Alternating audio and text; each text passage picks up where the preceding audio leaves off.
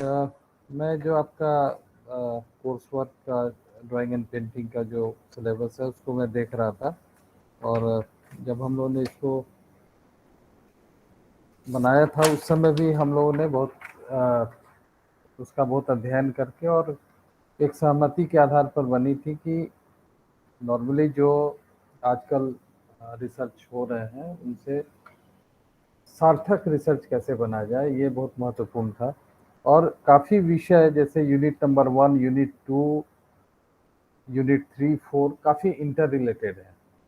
मतलब ऐसा नहीं हो सकता है कि अगर एक विषय के बारे में हम बात करें, जैसे हम अगर बात करते हैं कि ट्रेडिशन की बात करते हैं, कंटेम्प्रेरी आर्ट की बात करते हैं, तो आर्ट क्रिटिसिज्म नहीं है, ऐसा संभव नहीं है। तो ये उस दृष्टि से अगर देखा जाए तो काफ़ी कुछ ओवरलैपिंग है, इंटर रिलेटेड है।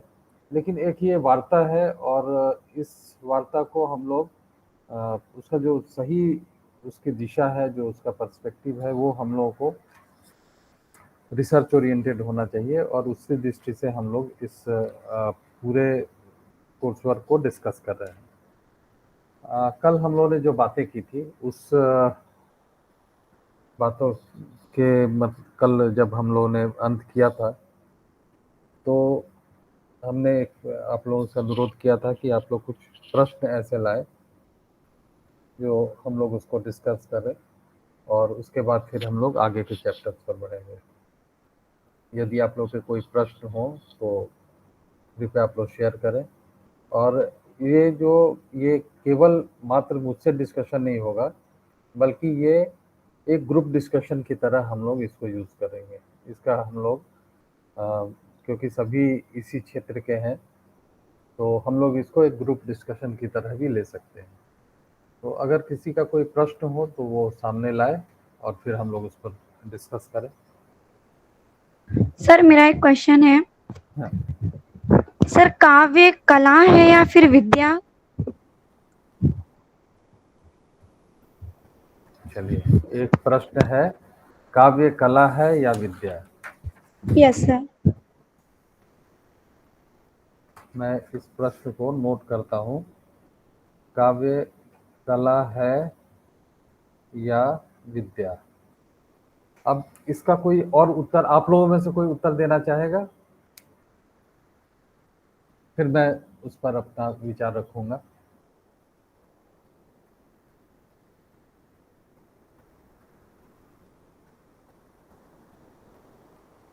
किसी का कोई अपना मत हो इस संदर्भ में? अगर नहीं है तो मैं बात फिर शुरू करूं। ठीक है।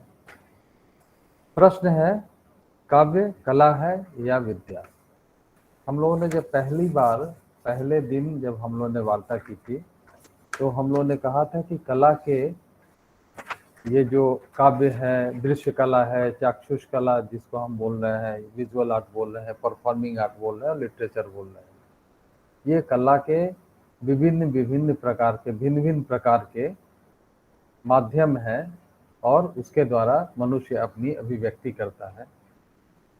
हम लोगों ने जो वर्गीकरण किया था कला का, उस वर्गीकरण में दृश्य कला, विजुअल आर्ट, परफॉर्मिंग आर्ट और साहित्य, तो और ये जितनी भी कलाएं हैं, ये कलाएं एक भाषा के रूप में हम देखते हैं।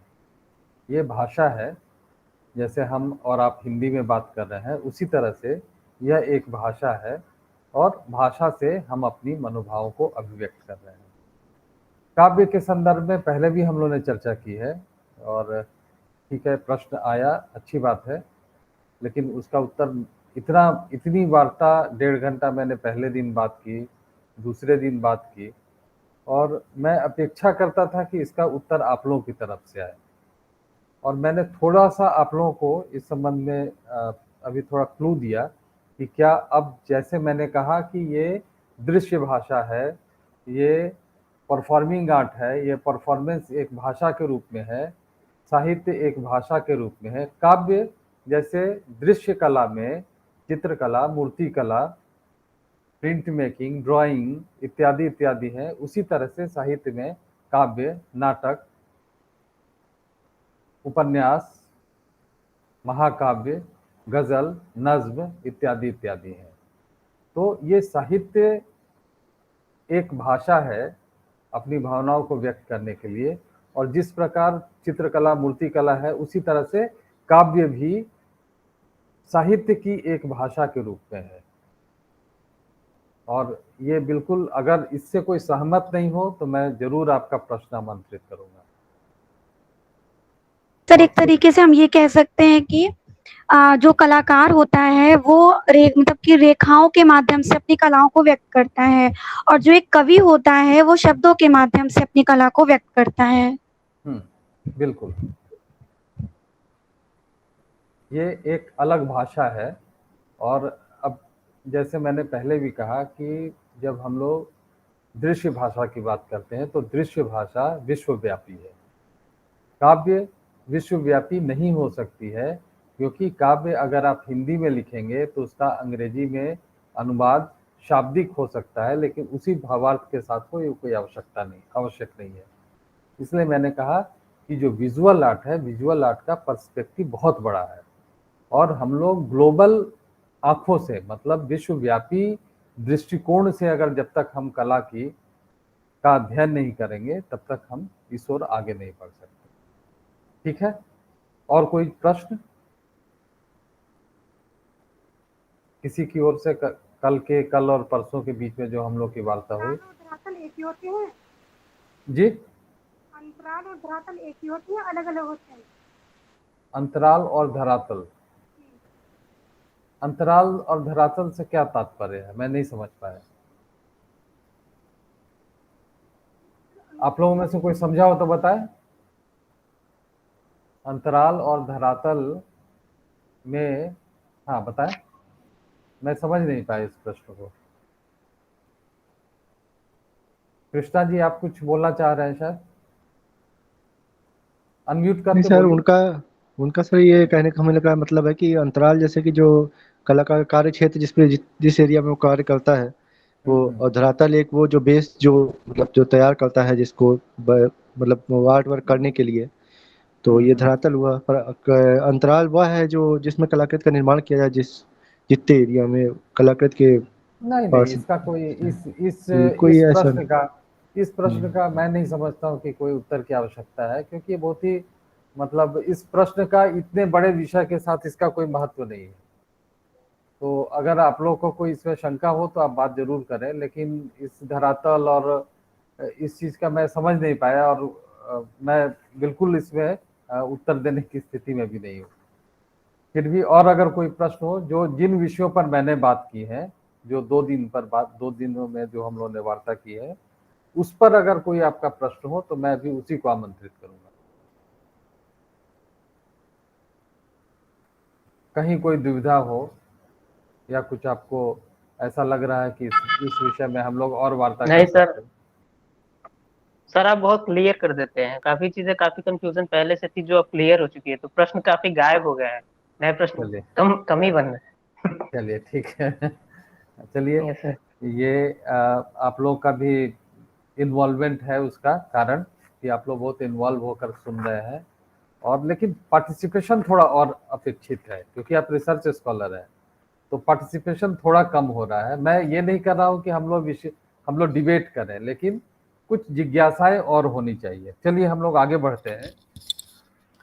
एक यूनिट नंबर, अभी हम लोग बात कर रहे थे computer and new mediums digital art, इस पर हम बात करेंगे, लेकिन उसके लिए हमको कुछ विजुअल्स के साथ आना पड़ेगा, इसलिए मैं उसको अभी, इस चैप्टर को मैं अभी बाद में करूँगा, और मेरे पास समय नहीं हो पाया, क्योंकि मैं सुबह 10 बजे जाता हूँ, 4 बजे वहाँ से चलता हूँ, 5 बजे घर पहुँचता हूँ, और 5:30 में आपके साथ बैठ जाता हूँ। फिर वो दिनचर्या रोज चल रही है, तो थोड़ा सा मैं आपको समय, अगर बीच में जैसे अभी 3-4 क्लासेस करने के बाद कुछ अंतराल हो जाए तो शायद मैं उसमें कुछ और काम करूँगा।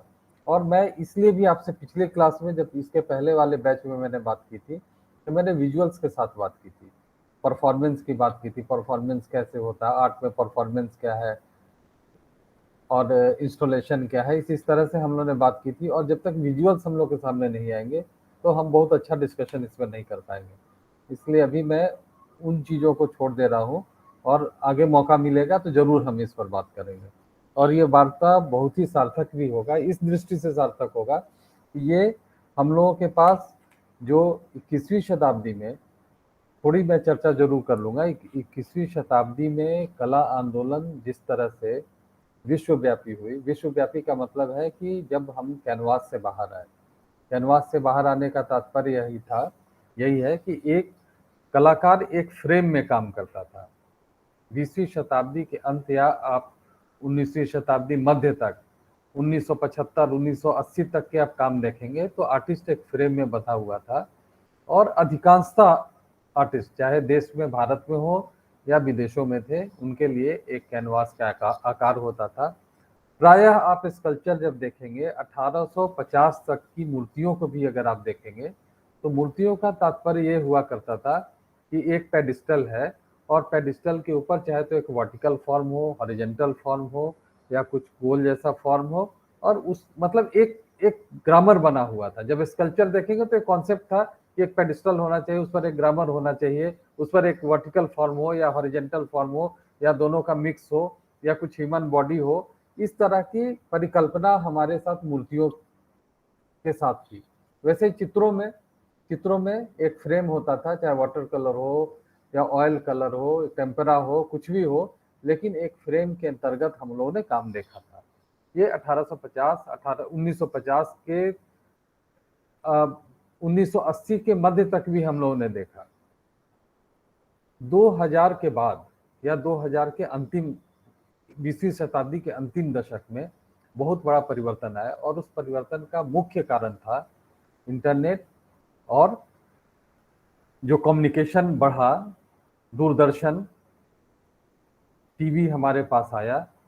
मेरे ख्याल से 90 में हमारे देश में 1990 में हमारे देश में टीवी व्याप्त हो गया था, और वहां से विजुअल्स भले ही थोड़ी देर से आती थी। आज हमारे पास सैटेलाइट के द्वारा 1 मिनट में पहुंच जाता है, लेकिन हो सकता है एक सप्ताह बाद आता हो, लेकिन हमारे पास विजुअल्स आया करते थे, और हम लोगों की जो दृष्टि हुई वो पूरे वर्ल्ड की एक दृष्टि से हम लोगों ने देखना शुरू किया, चाहे सामान्य घटना, राजनीतिक घटना हो या कुछ और प्रकार की घटना हो, कोई दुर्घटना हो, आर्ट मूवमेंट हो।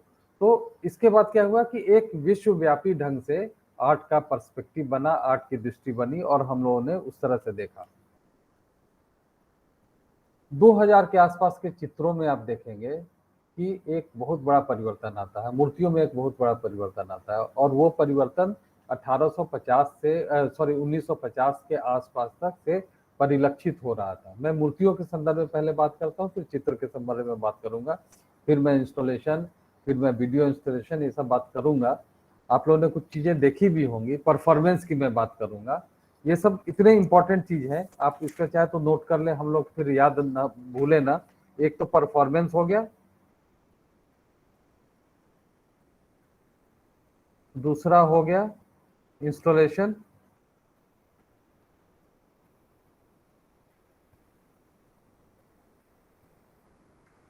और पेंटिंग स्कल्पचर तो है ही,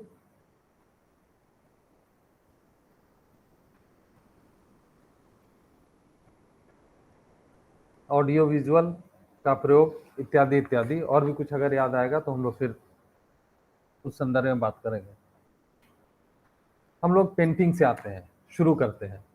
पेंटिंग में मैंने अभी भी आप लोगों से कहा कि पेंटिंग में एक हम लोग के पास निश्चित फ्रेम होता था, उस फ्रेम में विभिन्न तकनीकों से, विभिन्न माध्यमों से कार्य करते थे। 1901 कलाकार जब एक निश्चित दायरे में बंध जाता है, तो मैंने पहले भी कहा कि जब क्लासिकल के बाद बारोक रोकोको हो सकता है, तो एक जो विश्वव्यापी एक ट्रेंड हो गया था कि एक कैनवास हो, चाहे 4x4 हो या 4x3 हो, तो उसको एक बदलने का और कैनवास से बाहर निकलने की एक आर्टिस्ट कलाकारों के बीच में एक अकुलाहट जिसको हम बोल सकते हैं, एक बेचैनी सी हुई, और उससे कलाकार बाहर निकला। तो आपने देखा होगा कि 1990 के आसपास क्या हुआ कि कई सारे कैनवास को जोड़कर, छोटे छोटे कैनवास उसको मिलाकर एक बना। ये भी हुआ कि कैनवास का दायरा स्क्वायर के साथ साथ कुछ हॉरिजॉन्टल हुआ, कुछ सिलिंड्रिकल काम हुए। इस तरह से लोगों ने परिवर्तन शुरू किया, और उस परिवर्तन का एक्सेप्टेंस होना शुरू किया। एक सबसे बड़ी घटना जब हुई देश में, हमारे देश में, बम्बई के प्लेटफॉर्म पर बीटी तब कहा जाता था, जो अभी छत्रपति शिवाजी महाराज रेलवे स्टेशन है, वहाँ पर एक टाइमलेस नाम की एक आर्ट गतिविधि हुई थी रेलवे स्टेशन, रेलवे प्लेटफॉर्म पर 1990 में। और वहाँ पर देश के जितने महत्वपूर्ण कलाकार आपको दिख रहे हैं, वो सारे महत्वपूर्ण कलाकार, जिनमें मैं कुछ नाम बोलूँगा, जसप्रीत सिंह लाडी, पुष्पमाला और खुशबास इत्यादि, करीब करीब 10-12 यंग स्कल्पटर्स थे, जो कि मोस्टली उसमें बड़ौदा स्कूल के थे, कुछ दिल्ली स्कूल ऑफ आर्ट के थे। इन लोगों को टाइम्स ऑफ इंडिया ने उसका इसीलिए नाम रखा था टाइमलेस। 20वीं शताब्दी में रेलवे प्लेटफॉर्म पर काम किया, और वहां से देश में कला की, हमारे देश की जब भारत की बात करते हैं तो इंटरनेशनल सिनेरियो और आर्ट को हम लोग कैनवास से बाहर निकलकर और एक पब्लिक आर्ट के रूप में आर्ट का, कला का सामाजिक संदर्भ जोड़ने का एक मौका मिला। हम स्वांतः सुखाय से आगे बढ़े और कला को हम पब्लिक के साथ जोड़ने का प्रयास किया, और इसी क्रम में, इसी पब्लिक से जोड़ने के क्रम में रेलवे स्टेशन पर, रेलवे प्लेटफॉर्म पर उस प्रदर्शनी का आयोजन किया गया था, जिसका स्पॉन्सरशिप टाइम्स ऑफ इंडिया ने किया था। ये 90 की बहुत बड़ी घटना है, जिस घटना का आपको लिटरेचर में बहुत ज़्यादा नहीं मिलेगा, लेकिन आप टाइमलेस एग्जीबिशन के बारे में अगर शायद आपको इंटरनेट पर देखेंगे तो उसे मिल जाएगा। तो एक ये घटना घटी, और इसी दशक में, इसका कारण ये हुआ कि इस दशक में भारत ही नहीं, पूरे विश्व में कला आंदोलन का जो दायरा था वो दायरा बढ़ा। कैनवास से हम बाहर निकले। कैनवास से बाहर निकलने के लिए, तब भी कलाकारों के पास उतनी यह स्थिति नहीं हुई। देखिए, एक बहुत महत्वपूर्ण चीज है कि हम कोई कला कार्य करें और उस कला कार्य को करके हम ये बोले कि दिस इज माई आर्ट, ये एक्सेप्टेंस और ये हमारे भीतर हिम्मत। एक ग्रामर के भीतर कार्य हो रहा था, और ग्रामर के बीच से जब हम बाहर निकले, हमने कुछ अलग कहा, और मैंने उसको एक कन्विक्शन के साथ कहा कि this is my work of art. ये बहुत बड़ी हिम्मत की बात थी जब हम ट्रेडिशन से बाहर निकले। तो ये 1990 के आसपास हमारे देश में ही नहीं, पूरे विश्व में एक तरह से ये जो कन्वेंशन था, आर्ट का जो कन्वेंशन था, जो परंपरा थी, देखिए परंपरा समय समय के साथ होती है, वो ट्रेडिशन अलग था, लेकिन जब मॉडर्निटी भी आई तो आप हेनरी मूर तरह के काम, ब्रांकुसी की तरह के काम, ठीक है, इस तरह के काम का आप एक, अगर मूर्तियों को देखेंगे तो उस संदर्भ में देखेंगे तो उसके आसपास ही, उसके इर्द गिर्द ही सारे मूर्तिकार, जितने समकालीन मूर्तिकार थे भारत में, चाहे शंको चौधरी हो, चाहे धनराज भगत हो, चाहे प्रदोष दासगुप्ता हो, ये सारे मूर्तिकार, इन जो बड़े नाम थे विदेशों के, ब्रांकुसी, हेनरी मूर इत्यादि इत्यादि के साथ, ये पिकासो से काफी लोग प्रभावित हुए। तो ये सब लोग, ये इनको आदर्श मानकर इन लोगों ने काम शुरू किया। तो एक तरह से पूरे विश्व में एक मॉडर्न आर्ट की भी परंपरा उसी तरह की हो गई। ये ट्रेडिशन नहीं था, लेकिन मॉडर्न आर्ट की एक अलग डिसिप्लिन हो गई, और उस डिसिप्लिन के अनुसार सौंदर्य शास्त्रीय अनुभूति हुई और आर्ट का एक्सेप्टेंस हुआ। आर्ट का एक्सेप्टेंस का दो रीजन हो गया। एक रीजन हो गया सामाजिक संदर्भ, जिसके लिए हम एक मैसेज देने का काम करते थे। दूसरा, आर्ट का जो रेटिंग होने लगा वो अब मार्केट आ गया, कला में अब मार्केट आ गया, और आम लोग जो कलेक्टर थे, आर्ट संग्रहकर्ता लोग जो थे, वो कला को खरीदने लगे। और जब कला को खरीदने लगे तो वो भी एक बहुत बड़ा क्लास हो गया।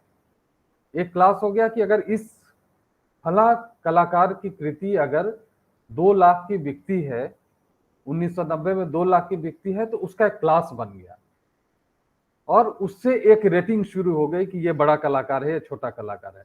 जबकि एक कला समीक्षक के रूप में इन चीजों का कोई महत्व नहीं है। मैं एक छोटा उदाहरण आपको देना चाहूंगा, और मेरे ख्याल से ये इस चीज के लिए बहुत पर्याप्त महत्वपूर्ण उदाहरण होगा। हम एमएफ हुसैन की बात करते हैं। एमएफ हुसैन को मैं अपनी दृष्टि से अगर देखता हूँ, एमएफ हुसैन बहुत ही देश के महत्वपूर्ण कलाकार थे। लेकिन क्यों महत्वपूर्ण थे? क्या वो कला की वजह से थे? कला की उनकी सर्जना इतनी अद्वितीय थी उसकी वजह से थे, या कुछ और चीजें थी? MF. Hussain was a artist, उनसे बहुत बड़े बड़े आर्टिस्ट, और अगर कला समीक्षक के रूप में आज देखिए एम.एफ. हुसैन को गुजरे हुए लगभग मैं समझता हूँ 10 साल हो गए, 10-12 साल हो गए, और शायद अब कभी परिचर्चा में एम.एफ. हुसैन की चर्चा होती है।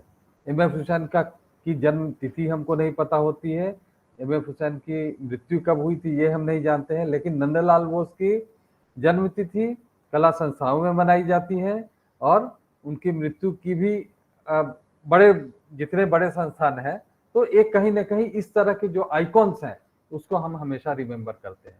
एम.एफ. हुसैन की जो खास एक कलाकार की दृष्टि से, एक कला समीक्षक के रूप से अगर देखी जाए, एम.एफ. हुसैन वैसे कलाकार थे जिन्होंने आर्ट को ग्लैमर के साथ जोड़ा। He was the first artist in our country जिन्होंने आर्ट को ग्लैमर के साथ जोड़ा। पहले आर्ट में ग्लैमर नहीं था, आर्टिस्ट इंटेलेक्चुअल हो सकता था, बहुत अच्छा काम कर रहा था, लेकिन एम.एफ. हुसैन का सबसे बड़ा कंट्रीब्यूशन हमारे देश में है कि आर्टिस्ट एक हीरो की तरह, हीरो इमेज के साथ आर्टिस्ट आपके सामने प्रस्तुत हुआ। ये सबसे बड़ा अगर कंट्रीब्यूशन मैं एज एन आर्टिस्ट अगर एम.एफ. हुसैन को पर चर्चा करूंगा तो मेरे लिए सर्वाधिक महत्वपूर्ण यह है, एम.एफ. हुसैन ने देश में कलाकारों को एक पहचान दिलाई। फिल्म, चाहे वो फिल्म स्टार के साथ जुड़े, फिल्म स्टार के बीच में भी उनकी जो महत्वपूर्ण छवि थी वो अलग थी, वो अलग प्रकार की थी, और शायद आज भी देश में उतना बड़ा आर्टिस्ट शोमैन अब तक नहीं हुआ। इसका कारण यह था कि एम.एफ. हुसैन ने आर्टिस्ट को ग्लैमर के साथ जोड़ा, और जब ग्लैमर के साथ जोड़ा तो फिर मार्केट में आपका आर्ट आया, मार्केट में बिकना शुरू हो गया। कलाकार एक समय हमारे देश में, ये रिसेशन के पहले, रिसेशन जो अभी आर्थिक मंदी हुई उसके पूर्व, कई सारे कलाकार जो बहुत बड़े बड़े शिक्षण संस्थाओं में प्रोफेसर थे, काम करते थे, उन लोगों ने नौकरी से त्याग पत्र देकर कि मैं ज्यादा समय नहीं दे पा रहा हूँ, और फ्रीलांस काम करना शुरू किया। रिसेशन के पहले की मैं बात बता रहा हूँ, कई लोग ऐसे हैं जो जिनको मैं जानता हूँ, क्योंकि आर्ट मार्केट इतना बड़ा देश में बन गया था कि आर्टिस्ट का लोग, आर्ट कलाओं का लोग संग्रह करते थे, और वो संग्रह सोने की तरह होता था। कैसे? एक आर्टिस्ट का, एक एम.एफ. हुसैन की एक कृति आपने 1960 में अगर 25,000 की खरीदी होगी, तो आज रिसेशन का भी समय हो, आर्ट का मार्केट खत्म भी हो गया है, तो 1960 में अगर आपने 25,000 की कोई ड्राइंग खरीदी हो या पेंटिंग एम.एफ. हुसैन की खरीदी हो, तो आज कम से कम वो 75 लाख की हो गई होगी। ठीक है, तो ये जो सोने की तरह, जैसे सोना समय के साथ साथ बढ़ता है, आज से 20 साल पहले सोना 10 ग्राम 5,000 का हुआ करता था, अब तो शायद 50-60 हजार रुपये का हो गया है। तो इस तरह से आर्ट की वैल्यू बढ़ी, और उसका सारा श्रेय हमारे देश में एम.एफ. हुसैन को जाता है। कि एम.एफ. हुसैन ने कॉर्पोरेट सेक्टर को, मीडिया को, और जो ग्लैमरस लोग थे उनके साथ आर्ट को इस तरह से कंबाइन किया कि आर्ट का एक स्थान बना, और आने वाले कलाकारों के लिए ये बहुत महत्वपूर्ण चीज थी, बहुत महत्वपूर्ण घटना थी। हम लोग जिस बारे में बात कर रहे थे कि ये चेंज जो आया, लेकिन उसके बावजूद भी एम.एफ. हुसैन के कृतियों को आप देखेंगे तो एम.एफ. हुसैन ग्रामर से अलग नहीं हुए। एम.एफ. हुसैन एक सरफेस पर काम करने वाले चित्रकार थे। उन्होंने चाहे रेलवे स्टेशन पर बनाया या बड़े कमीशन किए हो, लेकिन उनका अपना एक स्टाइलाइजेशन था, और उस स्टाइलाइजेशन से वो अलग नहीं हटे। कई बार लोग कहते हैं कि उन पर पिकासो का प्रभाव था, जो भी था वो, उस पर अभी हम डिस्कशन नहीं कर रहे हैं ना, उस पर जाएंगे, ये बहुत रिसर्च का विषय है। लेकिन मैं एम.एफ. हुसैन के पूरे कार्यकाल को अगर मैं देखता हूं तो एम.एफ. हुसैन के कंट्रोवर्सीज को छोड़ दीजिए, जो लाया गया या नहीं लाया गया, मैं उसकी भी बात नहीं कर रहा हूं, लेकिन एम.एफ. हुसैन ने जिस तरह से कला को ग्लैमराइज किया, देश में कला को स्थापित किया, कला को एक स्थान दिलाया, शायद वो नंदलाल बोस, राम किंकर बैज नहीं कर पाए थे। तो ये अब कंट्रीब्यूशन हम किस तरह से देखेंगे, जो आर्टिस्ट का कंट्रीब्यूशन हम इस तरह से देखेंगे। अब हमने बात की थी कि कैसे हम लोगों ने कैनवास को तोड़ा। कैनवास को तोड़ने का मतलब हम लोग समझ गए, कैनवास को तोड़ने का मतलब वो फ्रेम नहीं तोड़ना हुआ। कैनवास का मतलब ये हुआ कि हम एक निश्चित दायरे में एक पेंटिंग करते थे, उस दायरे से हम बाहर निकले। हमने फिर क्या क्या यूज किया उसके साथ हमने लाइट यूज किया। हाँ सर, आप कला के वैश्वीकरण के बारे में बता रहे हैं। कला के वैश्वीकरण की भी बात मैं कर रहा हूँ, और कला का वैश्वीकरण किस तरह से प्रभावित किया है कला को, और कला के वैश्वीकरण ने किस तरह से प्रभावित किया है, मार्केट को कैसे प्रभावित किया है, ये भी बहुत इंपॉर्टेंट है, ये भी हमको समझने की जरूरत है। दूसरी बात है कि आर्ट का वो वैश्वीकरण के कारण हम जो परिवर्तन अपने कला में देखते हैं वो मेरे लिए बहुत महत्वपूर्ण है, और उस पर विशेष रूप से मैं चर्चा करूंगा। एमएफ हुसैन का संदर्भ मैंने इसलिए लिया कि मैं एक आर्टिस्ट को किस तरह से उसको मैं देखूंगा, मेरी दृष्टि कलाकार को देखने के लिए क्या होगी। एमएफ हुसैन बहुत बड़े कलाकार, आप समाज में यदि सबसे ज्यादा कोई पॉपुलर, शायद अकबर पदमसी को लोग कम जानते होंगे, नन्नालाल बोस को लोग कम जानते होंगे, ऐसे बहुत बड़े बड़े कलाकार हैं, के.जी. सुब्रमण्यम को लोग कम जानते होंगे, लेकिन एमएफ हुसैन एक ऐसा नाम है कि वो कला का पर्याय बना। आप लोग कहते थे कि अच्छा बहुत हुसैन बन रहे हैं, तो एक आप जैसे बोलते हैं कि दिलीप कुमार आप बन गए, आप अमिताभ बच्चन बन, मतलब दीज आर द आइकन। जब हम किसी के साथ रिलेट करते हैं तो वो आइकन बनता है, और MF Hussain was the icon. अब हम बात कर रहे थे कि हम लोगों ने जो ग्रामर टूटते हुए देखा 20वीं शताब्दी में, जो ग्रामर, हमने ये बात की कि हम फ्रेम से बाहर निकले, और फ्रेम से बाहर निकले तो हमने क्या क्या किया। सबसे पहले कि हम लोगों ने, देखिए दो तरह से, एक तो हम लोग कैनवास से बाहर निकले, दूसरी तरफ मूर्ति में जो पेडिस्टल था या एक सिलिंड्रिकल फॉर्म या हॉरिजेंटल फॉर्म था, उससे बाहर निकलकर हम लोगों ने स्पेस को ट्रीट किया। मतलब कि अगर ये पूरा सराउंडिंग है, उस सराउंडिंग को दो फॉर्म के बीच का जो स्पेस है, ये भी मेरे मूर्तियों का एक हिस्सा बना। ठीक है, बात समझ रहे हैं। पहले एक सिलिंड्रिकल फॉर्म में होता था, हम लोगों ने पूरे सराउंडिंग को एक स्कल्पचर के रूप में देखना शुरू किया, तो ये परिवर्तन मूर्तियों में हुआ। अब हम आते हैं कि जो इस तरह के परिवर्तन हुए, परिवर्तन में क्या क्या घटनाएं हुई। परिवर्तन में जो घटनाएं, जब हम लोग बात करते हैं परफॉर्मेंस, इंस्टॉलेशन, इस तरह की बात करते हैं, तो जो सबसे महत्वपूर्ण चीज थी कि हम लोगों ने 20वीं शताब्दी के बाद, ये बहुत ही महत्वपूर्ण घटना है, 20वीं शताब्दी के बाद चित्रकला, मूर्ति कला, प्रिंट मेकिंग इत्यादि के ग्रामर को भी हमने तोड़ा। उसके बाद ये वर्क ऑफ आर्ट हो गया। It is not painting, it is not sculpture, it is work of art. तो कला की तरह हमने देखना शुरू किया। हम लोग पेंटिंग और मूर्तियों की तरह नहीं देखा, तो कला की तरह हमने कैसे देखा कि हम एक चित्र में 3 डायमेंशन यूज किए, हम मूर्तियों में कलर का प्रयोग कर रहे हैं, हम मूर्तियों में लाइट का प्रयोग कर रहे हैं, मूर्तियों के साथ हम म्यूजिक का प्रयोग कर रहे हैं। तो ये क्या हुआ कि जब हम कैनवास से बाहर निकले तो हमने सारी बाउंड्री तोड़ दी, और हमने इतनी बाउंड्री तोड़ी कि हम लोगों ने पेंटिंग, स्कल्पचर इत्यादि का जो हम लोग पढ़ते आ रहे हैं, जैसे हमारे स्टडीज में होता है कि आपका पेंटिंग स्पेशलाइजेशन, आपका स्कल्पचर स्पेशलाइजेशन है, लेकिन जब पढ़ाई आप खत्म कर लेते हैं, जब आप फील्ड में आते हैं, तो आप उस बाउंड्री से बाहर हो जाते हैं, और फिर आप कुछ भी परफॉर्म कर सकते हैं। अब परफॉर्मेंस आर्ट, हम इंस्टॉलेशन की बात करते हैं। What is installation? इंस्टॉलेशन क्या है, कभी हम लोगों ने विचार किया है? आप लोग बताएं, इंस्टॉलेशन को किस रूप में हम देखते हैं? इंस्टॉलेशन का मतलब है स्थापना, स्थापित करना। तो स्थापित करने में हम क्या करते हैं? अगर स्थापित इंस्टॉलेशन है तो मूर्ति और इंस्टॉलेशन में, क्योंकि वो भी 3 डायमेंशन है, तो ये विभेद हमको समझना चाहिए कि मूर्ति और इंस्टॉलेशन में क्या डिफरेंस है। आप में से कोई बता पाएंगे? स्कल्पचर, आप सुबोध गुप्ता का इंस्टॉलेशन देख रहे हैं, ठीक है, सबने देखा होगा, और राम किंकर बैच की मूर्ति देख रहे हैं।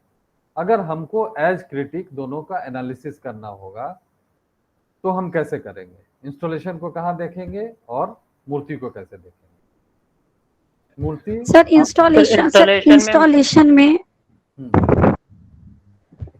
इंस्टॉलेशन में सुबोध गुप्ता ने, मतलब कि सर इंस्टॉलेशन एक तरीके से बहुत सारे वस्तुओं को एकत्रित करके एक जगह पे पर्टिकुलर बनाने की जो क्रिया है वो इंस्टॉलेशन कहलाती है, जो सुबोध गुप्ता ने अपने सारे वर्क में किए हैं। जैसे उन्होंने बहुत सारे बर्तन का यूज किया है, बहुत सारी धातुओं का यूज किया है, उन सभी को एक जगह एकत्र करके जो भी मतलब कि उन्होंने एक फॉर्म दिया है वो उनका इंस्टॉलेशन आर्ट है। और सर राम किंकर बैच का जो मूर्ति है वो एक पत्थर को तराश कर बनाया गया है। हाँ, और सौरभ तुम भी कुछ बोल सर रहे थे? हाँ सर। सर ये इंस्टॉलेशन में सर बताइए। मेरे हिसाब से इंस्टॉलेशन में सर जो व्यूअर और सामने जो कस्टमर होता है उसका पार्टिसिपेशन भी इन्वॉल्व होता है, बजाय मूर्ति के। मूर्ति नहीं, में व्यूअर का ये अच्छा है, ये भी आपने अच्छा कहा। इसको बोलते हैं इंटरैक्टिव स्कल्पचर।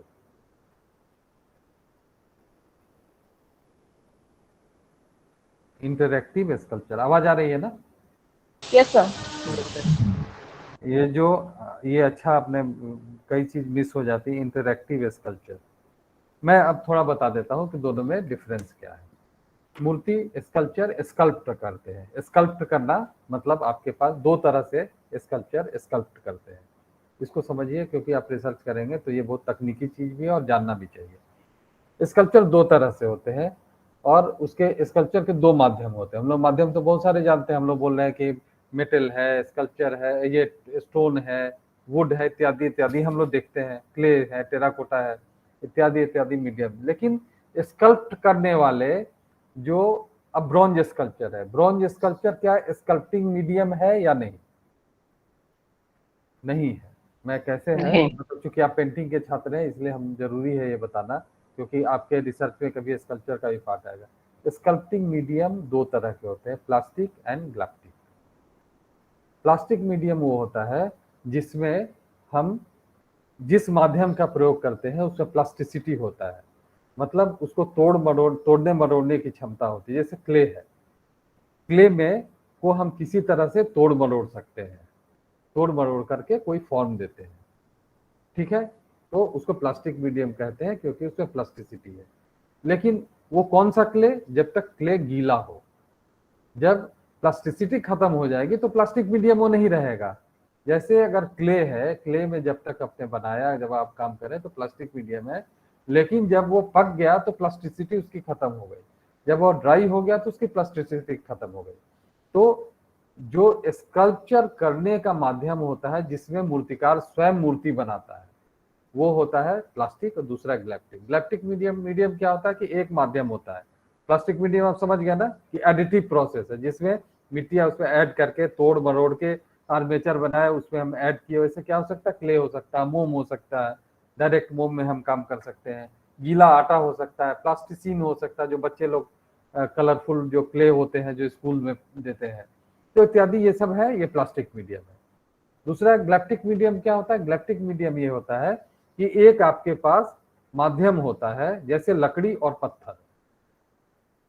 सीधा उदाहरण, लकड़ी और पत्थर में आप काम करते हुए स्कल्प्टर जिसमें सीधा कार्य करता है, मिट्टी में काम करेगा, प्लास्टिक मीडियम में सीधा काम करेगा, या स्टोन या वुड में। तो इन दोनों में फर्क क्या है कि लकड़ी ऑलरेडी आपके पास एक आकार है, पत्थर आपके पास एक आकार है, और उस आकार से रिड्यूस करके, उसमें आप ऐड नहीं कर रहे हैं, उस पत्थर में से रिड्यूस करके आप जब कोई काम करते हैं तो उसको ग्लैप्टिक मीडियम कहते हैं। और ये हमेशा एडिटिव प्रोसेस नहीं है, ये धीरे धीरे कम होने वाला प्रोसेस है, धीरे धीरे कम करके। और अगर आप लोगों ने माइकल एंजेलो का कभी पढ़ा होगा तो माइकल एंजेलो ने कहा कि पत्थर के भीतर ऑलरेडी मूर्ति है, हम केवल जो चीजें बाहरी है उसको निकाल देते हैं, अंदर तो मूर्ति है। मतलब मूर्ति अंदर है, जो एक्स्ट्रा चीज है उसको निकाल देते हैं तो मूर्ति अपने आप बन जाती है, ठीक है। प्लास्टिक मीडियम में क्या होता है कि आप क्ले से ये करते हैं। अब हमारे पास एक प्रश्न ये होता है कि क्या जो मेटल में बड़ी बड़ी मूर्तियां देखते हैं वो क्या है? वो प्लास्टिक है, ग्लैप्टिक है? वो जो माध्यम है, फाइबर ग्लास है, मेटल है, ये स्कल्प, इसीलिए मैं आपको बोल रहा था कि इस बात को समझिए थोड़ा ध्यान से कि these are not the sculpting medium, मतलब वो मूर्ति कला का माध्यम नहीं है। ये हम इसको ट्रांसफॉर्म करते हैं, हम इसको अस्थायित्व देने के लिए, अगर मिट्टी में बनाया, मिट्टी में बनाने के बाद इसको मेटल में कास्ट करते हैं तो मीडियम का ट्रांसफॉर्मेशन करते हैं और वो पूरी तरह से तकनीकी पक्ष है। मूर्ति का काम वहीं खत्म हो जाता है जब तक हम क्ले में बनाते हैं। क्ले में बनाने के बाद जब हम उसका ट्रांसफॉर्मेशन मेटल में करते हैं तो मेटल मूर्ति बनाने का स्कल्पटिंग मीडियम नहीं है। मेटल मूर्ति का माध्यम हो सकता है लेकिन कार्य करने का माध्यम मेटल नहीं है। कार्य करने का माध्यम मेटल हो सकता है जब आप स्क्रैप मेटल में करते हैं। स्क्रैप मेटल में समझ रहे हैं आप बात? स्क्रैप जंग को लेकर, शीट को लेकर, रॉड्स को लेकर अगर हम कुछ स्कल्पचर बनाते हैं तो वहां पर स्कल्पचर है वो। लेकिन जब हम कास्ट करते हैं तो स्कल्पटिंग मीडियम नहीं है। तो आप स्कल्पचर का माध्यम और स्कल्पटिंग मीडियम, मतलब स्कल्पचर के लिए व्यवहार आने का माध्यम और जो स्कल्पचर बना हुआ, दोनों में फर्क है। दो तरह के माध्यम। सर वो जो पीवी जानकीराम जी जो बनाते हैं रिपूजे टेक्निक वाला, वो हाँ, किस में आएगा? वो डायरेक्ट मेटल है, वो डायरेक्ट मेटल स्कल्पचर है ना। हम उसको ग्लैप्टिक मीडियम में बोल सकते हैं। जो एक ट्रेडिशनल ढंग से जो माध्यम है वो चाहे तो प्लास्टिक मीडियम है या ग्लैप्टिक मीडियम है। पीवी जानकीरामन जो काम करते हैं रिपोजी में करते हैं, वो प्लेट को वेल्ड करके और उसके ऊपर मेटल का उस पर इनलेइंग करते हैं। इस तरह से वो काम करते थे। नंद गोपाल का आप काम देखेंगे, नंद गोपाल का भी वही टेक्निक है। ठीक है, तो अगर हम मूर्ति कला की बात करेंगे तो स्कल्पटिंग मीडियम की हम बात कर रहे हैं। 2 स्कल्पटिंग मीडियम है और उसके अतिरिक्त कोई दूसरा, मतलब हम ऐसे नहीं, अगर पूछें कि मूर्ति कला का क्या माध्यम है तो आमतौर पर आप बोलेंगे पत्थर, लकड़ी, लोहा इत्यादि इत्यादि आप बोलेंगे। लेकिन 2 तरह के माध्यम है, प्लास्टिक मीडियम और ग्लैप्टिक मीडियम। उसके अंतर्गत ये सारे भिन्न भिन्न माध्यम है। अब हम लोग आ रहे हैं इंस्टॉलेशन की बात हम लोग कर रहे थे, जिस पर हम लोग को फिर वापस हम आ रहे हैं। इंस्टॉलेशन में हम स्कल्प नहीं करते हैं। आप समझिए, मैं इसलिए स्कल्पचर की बात इतनी देर से कर रहा था। इंस्टॉलेशन में हम कोई स्कल्प नहीं करते, मतलब मैं कुछ बनाता नहीं हूँ। मेरे पास बहुत सारी चीजें हैं और चीजों को इंस्टॉल करके, इसीलिए इंस्टॉलेशन हुआ, चीजों का स्थापन करके हम कोई नई बात, अपनी भावनाओं को व्यक्त करते हैं। स्कल्पचर का जो मैं इतनी देर से बात कर रहा था, अब आप इसका डिफरेंस समझे कि मैं क्यों कर रहा था, कि वो स्कल्पटिंग मीडियम नहीं है। इंस्टॉलेशन ऑलरेडी आपके पास फॉर्म है और उस फॉर्म को आप अलग अलग तरीके से उसको इस तरह से इंस्टॉल करते हैं जो आप जैसा चाहते हैं। सुबोध गुप्ता की बात करें, सुबोध गुप्ता के जो इंस्टॉलेशन है, जैसे बहुत सारे ओरिजिनल ऑब्जेक्ट्स है, ओरिजिनल ऑब्जेक्ट को लेकर इंस्टॉल करके एक कुछ क्रिएट करने के लिए या अपनी भावनाओं को कन्वे करने के लिए उस माध्यम का प्रयोग किया गया। ठीक, समझ में आ गया? कोई अगर इसमें कुछ इंस्टॉलेशन और स्कल्पचर में फर्क जो हमने पूछा था, अब समझ में आ गई बात? Yes sir. ठीक है। अब दूसरी चीज है सर, एक क्वेश्चन, जैसे न्यूज़पेपर को जोड़ जोड़ के हम लोग कोई मूर्ति बना देते हैं, तो सर वो क्या होगा? वो इंस्टॉलेशन होगा या मूर्ति होगी? देखिए, एक चीज बिल्कुल स्पष्ट यहाँ पर मैं करना चाहूँगा कि जैसे जैसे टेक्नोलॉजिकल डेवलपमेंट हुई, तकनीकी चीज़ें आई, बहुत सारे नए नए माध्यम आए। जैसे अब माध्यम में हम लोगों ने सारी स्वतंत्रता ले ली।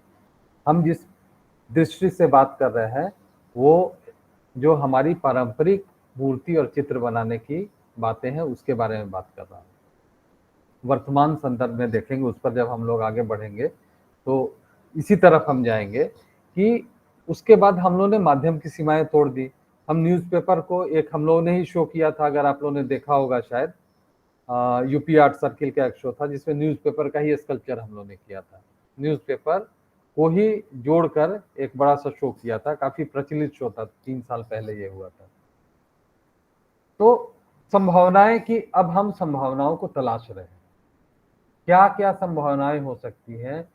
एक बहुत बड़ा सोसाइटी में, हमारे समाज के लिए भी एक जो वर्तमान स्थिति है, आपको समथिंग अनयूजुअल, कुछ अलग हटने की, आप लीक से नहीं हटेंगे। आप जैसा कन्वेंशन में काम हो रहा है तो आपकी आइडेंटिटी क्राइसिस वहां बनी रहती है, आपकी आइडेंटिटी नहीं बनती है। अपनी आइडेंटिटी बनाने के लिए कुछ आप अलग काम कर सकते हो। और पूरे देश में इंटरनेशनली देखेंगे वही आर्टिस्ट ज्यादा पॉपुलर हुआ, उसी आर्टिस्ट का कंट्रीब्यूशन मानते हैं जिसने परंपरा को तोड़कर कुछ नया काम किया हो।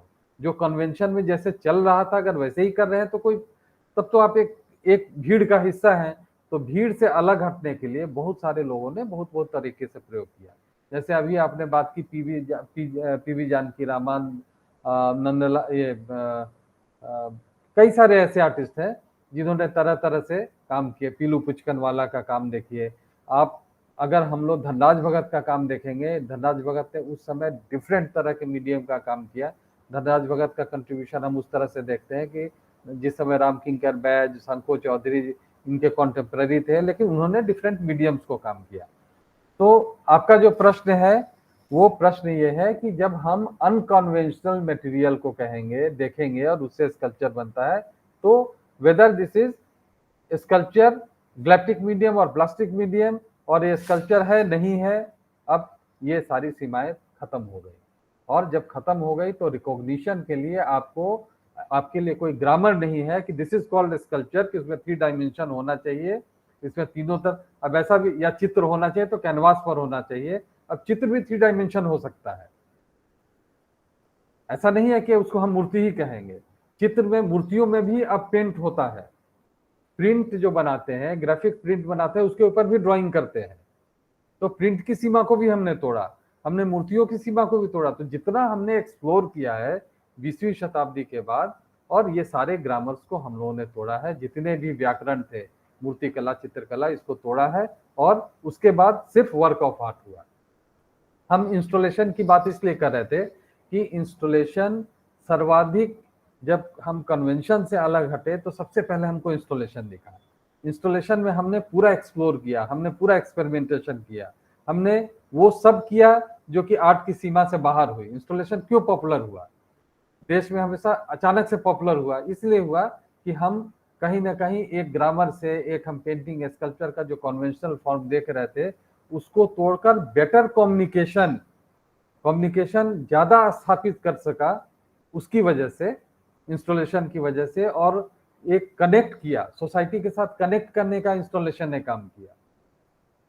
क्योंकि जो ऑब्जेक्ट्स हम देख रहे थे, जिन वस्तुओं को उन्होंने लिया, वो कहीं बाहर का सुपरफिशियल नहीं था, काल्पनिक नहीं था, ये हम आसपास की चीजों को लेकर ही एक मैसेज देने का काम किए। और इसलिए इसकी इंस्टॉलेशन की पॉपुलैरिटी हमारे देश में नहीं, विदेशों में भी एक इंस्टॉलेशन स्थापित रूप से एक कला का स्वरूप बना, एक कला के लिए एक नई भाषा बनी। ठीक है, अब हम लोग आते हैं परफॉर्मेंस पर। हम लोग परफॉर्मिंग आर्ट देखे हैं, परफॉर्मिंग आर्ट तो डांस, ड्रामा हम लोगों ने सबने देखा है, लेकिन एक नई विधा है परफॉर्मेंस इन आर्ट। तो फिर ये ड्रामा और परफॉर्मेंस, किसी ने देखा परफॉर्मेंस, परफॉर्मिंग आर्ट किसी ने परफॉर्मेंस देखा है? परफॉर्मेंस इन आर्ट कभी किसी ने देखा? जिसमें बॉडी वगैरह को पेंट करके करते हैं, वही होता है क्या? हाँ, बॉडी को पेंट कर सकते हैं, या बॉडी को पेंट किया, या कोई ऐसा एक्ट किए, उसमें नरेशन नहीं है, नरेशन हो भी सकता, नहीं भी हो सकता है, लेकिन सर, हाँ सर मैंने मुंबई में देखा था सर, एक लड़की ने अपने आप को बॉक्स में बंद कर लिया था। मतलब आर्ट गैलरी में देखा था, लड़की थी, उसने अपने आप को ग्लास के एक बॉक्स में, एक्वेरियम में बंद करके फिर उसने कुछ परफॉर्मेंस, तो वो भी उसी में आएगा सर? बिल्कुल परफॉर्मेंस। उसने अपने बॉडी को, परफॉर्मेंस में ये हुआ कि हमने अपने शरीर को माध्यम के रूप में प्रयोग किया, हमारा शरीर माध्यम बना, कैनवास माध्यम नहीं बना। मैं ड्रामा में क्या होता है, ड्रामा में एक्ट करते हैं, किसी की तरह आप बनते हैं, आप कुछ दिखाने, आप राजा बनते हैं, आप एक मजदूर बनते हैं, आप हीरो बनते हैं, है ना। लेकिन परफॉर्मेंस में क्या होता है, आपका बॉडी ही कैनवास है, और अपने बॉडी को प्रयोग करके आप कुछ कन्वे करना चाहते हैं। ठीक है, तो परफॉर्मेंस में अपने बॉडी को माध्यम बनाया। जैसे आप बताएं, एक परफॉर्मेंस मैंने देखा, परफॉर्मेंस के लिए समय निर्धारित किया गया कि इतने बजे मेरा परफॉर्मेंस होगा। जैसे ड्रामा में, प्ले में होता है कि 7 बजे से इस हॉल में होता है, आर्टिस्ट आया और आर्टिस्ट ने उसका कोई नरेशन हो ना हो, ऐसा नहीं है कि कुछ उसने कन्वे किया हो, लेकिन उसके एक्ट से एक रोमांच बना। और वो रोमांच, जैसे एक आर्टिस्ट ने अभी हाल ही में, बहुत यंग आर्टिस्ट है, एक आप लोग वीडियो जरूर देखिएगा, आप लोग गूगल पर जाएंगे, परफॉर्मेंस आर्ट ऐसे करके देखेंगे, बहुत सारे एक सदाद्रू करके एक लड़का है, बहुत ही यंग लड़का है, अराउंड 35 के लगभग, और इंटरनेशनली वो काम कर रहा है। उसने पॉलिथीन अपने बॉडी को रस्सी से बांधना शुरू किया, पूरे बॉडी को, मुंह बांध लिया, आंख बंद हो गया, सब कुछ। तो वो एक रोमांच उसने क्रिएट किया, लगा कि अरे ये व्यक्ति अपने आप को क्या कर रहा है। तो ये जो रोमांच है, वो रोमांच कला में, अब देखिए कला में एक्साइटमेंट आया। कला में पहले केवल सौंदर्य था, हम सौंदर्य, आंतरिक सौंदर्य, बाह्य सौंदर्य, इसके अनुसार काम कर रहे थे। अब कला में 20वीं शताब्दी के बाद हमारे समाज में भी आया, समाज में भी एक अलग तरह की धारा बही, और समाज में भी आप देखेंगे तो एक एक्साइटमेंट के लिए आप देखेंगे कि सामान्य तौर से देखेंगे कि हम लोग कहीं भी जाते हैं, हम आप कहीं जाए, और हम जिस वेशभूषा में रहते हैं उसी वेशभूषा में अगर जाएंगे तो शायद आपको जैसे लोग देखते थे वैसे देखते थे। किसी दिन आप अलग प्रकार का वेशभूषा में जाए, जैसे मैं धोती कुर्ता पहनकर अगर यूनिवर्सिटी चला जाऊंगा तो मुझे सब लोग देखना शुरू करेंगे, अरे देखो राजीव सर आए थे, आज तो बड़ा धोती कुर्ता पहन के आए, जबकि तो भारतीय परिधान है। लेकिन चूंकि मैं अपने को अलग तरीके से पेश कर मैंने एक्साइटमेंट क्रिएट किया, ठीक है। कुछ लोग बाल में कुछ ऐसा रंग लगाकर एक अपना अट्रैक्शन बनाते हैं, तो ये समाज में आया। आज आप देखें तो नीला बाल कर लेते हैं, रेड हेयर हो गया, ये बहुत आम चीजें हैं। ऐसा क्यों करते हैं? ऐसा इसलिए करते हैं कि वो अपने को बाकी लोगों से अलग आप अच्छे कपड़े पहनते हैं तो अच्छे कपड़े इसलिए पहनते हैं कि लोग आपको देखें, लेकिन लोग देखेंगे अच्छा बहुत अच्छे हैं प्रवीण जी, बहुत अच्छे लग रहे हैं, लेकिन प्रवीण जी कभी एक्स्ट्रा ऑर्डिनरी कुछ पहन के चले जाए तो प्रवीण जी को देखने का तरीका अलग हो जाएगा। आप वेल ड्रेस्ड जाएंगे, सूट टाई में जाएंगे तो ठीक है, आज वेल ड्रेस्ड है, आप अच्छे लग रहे हैं, लेकिन आप एक साधु वाला चोली पहन के, गेरुआ वस्त्र पहन के आप चले जाएं अपनी यूनिवर्सिटी में, तो आप वहां पर एक अट्रैक्शन का कारण बनेंगे। तो सोसाइटी में अट्रैक्शन क्या हुआ? सोसाइटी में लोगों का ध्यान खींचने के लिए तरह तरह से प्रयोग किए गए, और वही ये सोसाइटी में जो हो रहा है वही आर्ट में भी होना शुरू हो गया। आर्ट में भी एक्साइटमेंट क्रिएट करने की कोशिश की गई। हाउ टू एक्साइट, मतलब कि किसी व्यक्ति को किस तरह से अपनी ओर आकर्षित किया जाए, कन्वे करना भी एक था। लेकिन कम समय में जो कलाकार 40 साल 50 साल की तपस्या के बाद एक स्टेज पर पहुंचता था, आज 32 साल 35 साल का कलाकार अचानक से हीरो की तरह आ जाता है और हॉट केक की तरह उसका काम दिखता है। तो वो कैसे हुआ? ये कहां से डिराइव हुआ? ये हमारी सोसाइटी से हुआ। सोसाइटी में भी अब आपका मतलब, मैं तो मेरा खुद का बच्चा, वो मैंने कहा कि आप इंटर करो, आप बीए करो, आप एमए करो, आप रिसर्च करो, नहीं मैं इतना समय नहीं दे सकता हूँ, मुझे कुछ करना है। तो जो नया जनरेशन है वो अलग तरीके से सोच रहा है, वो उतना समय नहीं दे रहा है। पहले गुरुजी का कलर घिसते घिसते लोगों की आधी जिंदगी निकलती थी, फिर कलर बनाना सिखाते थे गुरुजी लोग। गुरु शिष्य परंपरा में आप लोगों ने सुना होगा, वो सारा कुछ खत्म हो गया। तो ये सोसाइटी का रिफ्लेक्शन जिस तरह से आया, परफॉर्मेंस भी उसी तरीके से, ये suddenly you are creating a different kind of situation, ऐसा आपने बना दिया कि आप वहां पर लाइमलाइट में आ गए। तो जैसे आप अपने ड्रेस में हो रहे हैं, जैसे आप अपने परिधान में हो रहे हैं कुछ अनयूजुअल होने के लिए, तो आर्ट में भी 20वीं शताब्दी के बाद कुछ अनयूजुअल करने की जो विचारधारा आई, वो बहुत ही सशक्त ढंग से आई। लेकिन इसको किस तरह से हम इसका एनालिसिस कैसे करेंगे? क्या केवल एक्साइटमेंट के लिए करेंगे या आर्ट की एक धारा के रूप में करेंगे? दोनों में दो फर्क है। जितने कलाकार थे जो सीरियस आर्टिस्ट थे, उन लोगों ने कभी इस तरह के काम नहीं किए। काम इस तरह के किए यंग आर्टिस्ट ने किया। यंग आर्टिस्ट ने क्यों किया?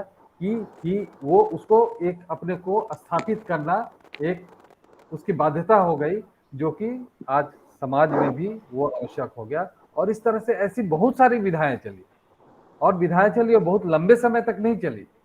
अगर आप 10 परफॉर्मेंस कर देंगे तो आप परफॉर्मेंस आर्टिस्ट आप कहलाएंगे, लेकिन 10 और परफॉर्मेंस आर्टिस्ट भी जुड़ जाएंगे आपके साथ। और ऐसा नहीं है कि आप हमेशा अनयूजुअल करते रहेंगे। तो ये अनयूजुअल करने की जो डेवलपमेंट जिस तरह से हुई है, उसका एक कारण हमारा समाज भी था। इंस्टॉलेशन, हाँ बताएं। सर जैसे कोई चीज इंस्टेंट होती है तो क्या लॉन्ग मतलब काफी लंबे समय तक वो चलती है सर? नहीं, उसको ये भूल नहीं जाएंगे सर? नहीं, ये फेज होता है। They are not very serious. ये बहुत जैसे सीरियस आजकल आर्टिस्ट नहीं होंगे। कोई भी होती चीज वायरल हो जाती है, हाँ उसको हाँ, 2-4 महीने बाद भूल जाते हैं, आप तो ये न्यूज आर्ट के में, साथ भी तो बिल्कुल बिल्कुल, न्यूज में आप देखिए एक्साइटमेंट वाला न्यूज होगा। आप देखिए वो सुशांत सिंह राजपूत जब चलता था तो टीवी पर वही चल रहा है, सारे चैनल में वही चलता था, अब कोई नाम नहीं ले रहा है। जी तो ये हमारे यही आर्ट में भी हुआ। सोसाइटी से ही तो आर्ट बनता है ना। सोसाइटी में भी इस तरह से कोई एक क्रिएट कर कर और लोगों ने वो शुरू किया, लेकिन it is not long lasting. ये लंबे समय तक चलने वाली प्रक्रिया नहीं है। लंबे समय तक वही होगा जो कला साधना के रूप में की जाएगी। ये साधना नहीं है। आप ये काइंड ऑफ पॉपुलैरिटी गेन करने के लिए एक माध्यम है कि आप कुछ अलग करें।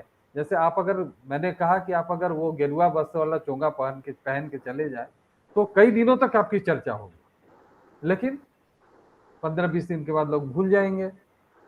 लेकिन अगर कोई एक डिसिप्लिन, अगर हमारे प्रोफेसर आते थे, अभी भी हमारे पिताजी कहते हैं कि मेरे प्रोफेसर आते थे तो एकदम टाई ऐसे रहता था, तुम लोग तो ऐसे चले जाते थे, वो आते थे तो एकदम जरा भी ये नहीं होता। तो आज भी लोग उस क्लासिक को याद कर रहे हैं। तो ये डिफरेंस है क्लासिक में और एक्साइटमेंट में। आर्ट, हाँ, आर्ट में एक्साइटमेंट जो आया है, this is not for long time. लेकिन हमको स्टडी करना है एज रिसर्चर, हमको उसकी साइकोलॉजी समझनी है, उसका उद्भव कैसे हुआ वो भी हमको समझने की आवश्यकता है। परफॉर्मेंस उसी तरह से हुआ, ठीक है। अब हम लोग आते हैं ऑडियो विजुअल का भी हम लोगों ने प्रयोग किया आर्ट में। अगर आप लोगों ने, अभी तो खैर बहुत दिनों से ट्रिनाले एग्जीबिशन नहीं हो रहा है, 85 तक हुआ था, 85 नहीं, 93-94 तक हुआ है, 94 तक लास्ट हुआ है। उसे विदेशों से बहुत सारे आते थे इंस्टॉलेशन। अभी इंस्टॉलेशन आप देखेंगे तो विजुअल इंस्टॉलेशन, एक स्क्रीन है, स्क्रीन के ऊपर आपका स्क्रीन है, आप जाए वहां खड़े हो जाए और एक पिक्चर चल रहा है और यू कैन एंजॉय, आप उसका रसास्वादन कर सकते हैं। उसके साथ म्यूजिक भी है, मतलब उसने एक सराउंडिंग क्रिएट किया। तो क्या हुआ कि हम कैनवास से बाहर आए। उसके कई सारे कारण हो सकते हैं कैसे कैनवास से बाहर आए। एक जो हम लोगों ने बात की कि एक जो समाज में जिस तरह से गतिशील, जल्दी अचीव करने की जो प्रवृत्ति आई, कला में भी वो प्रवृत्ति हमको दिखती है। और शायद मैं समझता हूँ कि शायद इसी वजह से इस तरह के विभिन्न प्रकार की प्रवृत्तियों ने जन्म लिया।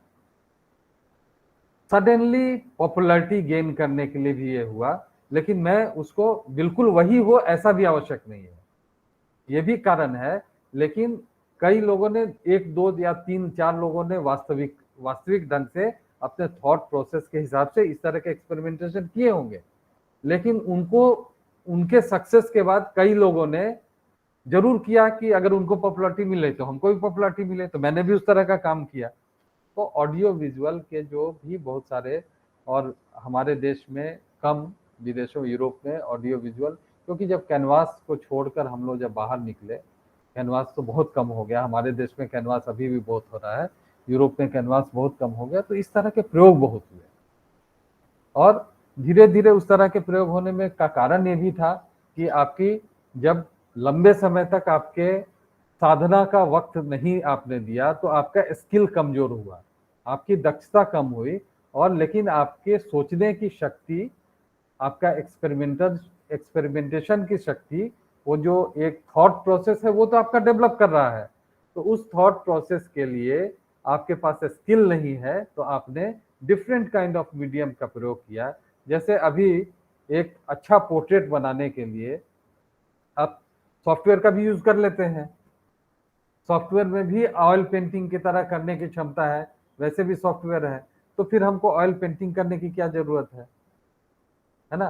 तो क्या हुआ कि जब स्किल से धीरे धीरे जब साधना कम हुई, स्किल धीरे धीरे लोगों में कम होता गया, हो रहा है। आप नए जनरेशन में आप देखिए कि जो हमारे पहले के जो ट्रेडिशनली जो पढ़े हुए, जो शांति निकेतन, मेरे पिताजी 88 साल के हैं, शांति निकेतन से पढ़े हुए हैं, आज भी वो जिस तरह से ड्राइंग करते हैं हम नहीं कर पाते, क्योंकि उन लोगों ने साधना की है। मैं उस तरह से ड्राइंग नहीं कर सकता हूँ जिस तरह से वो जीते हैं। अब उस तरह से हमारे पास वो स्किल नहीं डेवलप हो सकता है, इसलिए कि हमारी ट्रेनिंग नहीं है, हमारे पास उतना समय नहीं है। और कला के प्रति चूंकि हमारे पास अन्य चीजें ज्यादा हो गई हैं, हमारे पास एग्जीबिशंस हैं, हमारे पास लेक्चर है, हमको अपने को सोसाइटी में स्थापित करना है, तो ये सब चीजों में कला की साधना कम होती गई और कलाकार धीरे धीरे सुपरफिशियल चीजों की तरह, ऐसी तकनीक की तरफ भागा जहां से निश्चित रूप से उसकी मानसिक, उसकी बौद्धिक क्षमता पर हम शंका नहीं कर सकते हैं, बौद्धिक क्षमता बढ़ी, लेकिन स्किल का धीरे धीरे कम होता गया। और इस तरह के जो एलिमेंट्स हैं, निश्चित रूप से ये जो चीजें हैं, जो बहुत सारे ऑडियो विजुअल सॉफ्टवेयर ये आए हैं, पहले लेटर राइटिंग आप करते थे, अब लेटर राइटिंग कोई भी नहीं, किसी बच्चे को नहीं आता। सेकेंड ईयर थर्ड ईयर में लेटर राइटिंग हम लोग को सिखाया जाता था, फाइनल ईयर तक मैनुअल सिखाया जाता था। अब मैनुअल में आपको जो 12 घंटे में काम करेंगे वो 10 मिनट में आप कंप्यूटर पर बैठ के सॉफ्टवेयर के द्वारा कर सकते हैं। लेकिन जो स्किल डेवलप होना चाहिए था वो नहीं हो पा रहा है। हर आर्ट कॉलेजेज में पोर्ट्रेट बहुत अच्छा होता था, हर छात्र को लेटर राइटिंग आती थी, एक बार ब्रश पकड़ता था और कल सीधा सीधा लिखना शुरू कर देता था। आज वो क्षमता खत्म हो गई, इसलिए कि कंप्यूटर आ गया। और कंप्यूटर में क्यों ना करें, अगर हमारे पास क्षमता बढ़ी है, हमारे पास तकनीकी ज्ञान हमारा बढ़ा है, तो उसका प्रयोग भी जरूरी है। हम क्यों उस तरह से ही करें जो आज से 50 साल पहले आए। तो ये सब चीजें हैं, तो इसलिए मैं ये बातें कर रहा हूं कि हमारी जो एनालिसिस होगी वो हम उस उद्देश्य, हम उस दृष्टि से जरूर देखेंगे कि समय के साथ कैसे कैसे कला का बदलाव हुआ। और अभी एक जो बात हो रहा था कि स्कल्पचर है या पेंटिंग है, उसके आप पार्ट हो जाते हैं। कई जगह आप देखे होंगे कि स्कल्पचर में आप पैर रखेंगे तो उसका मूवमेंट शुरू हो जाएगा, एंड यू शुड फील कि ये मैं इसका स्कल्पचर का पार्ट। अगर आप वहां पर नहीं होंगे तो शायद वो नहीं होगा। तो आपका इस तरह का जो फील होता है, इसको बोलते हैं इंटरैक्टिव स्कल्पचर, जो आपके साथ उसका इंटरेक्शन होता है। आप ये सबके लिए नहीं है, आप डायरेक्ट उससे इंटरेक्ट कर सकते हैं।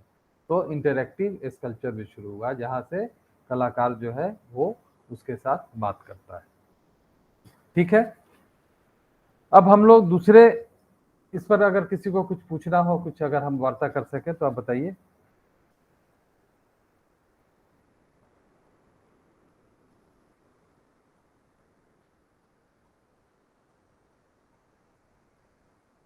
हाँ, कुछ और अगर आप लोग को इस संबंध में पूछना हो।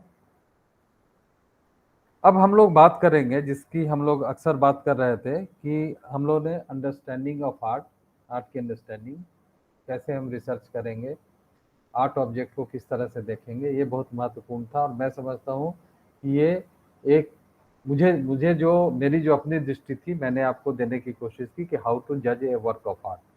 आप किसी वर्क को अच्छा और खराब कैसे बोलेंगे, ये इसकी पहचान मतलब मेरी व्यक्तिगत हो सकती है, लेकिन जजमेंट के पहले मैं किन किन दृष्टियों से, किन किन बिंदुओं के को होते हुए मैं किसी वर्क ऑफ आर्ट को जज करूंगा, ये यूनिवर्सल होना चाहिए।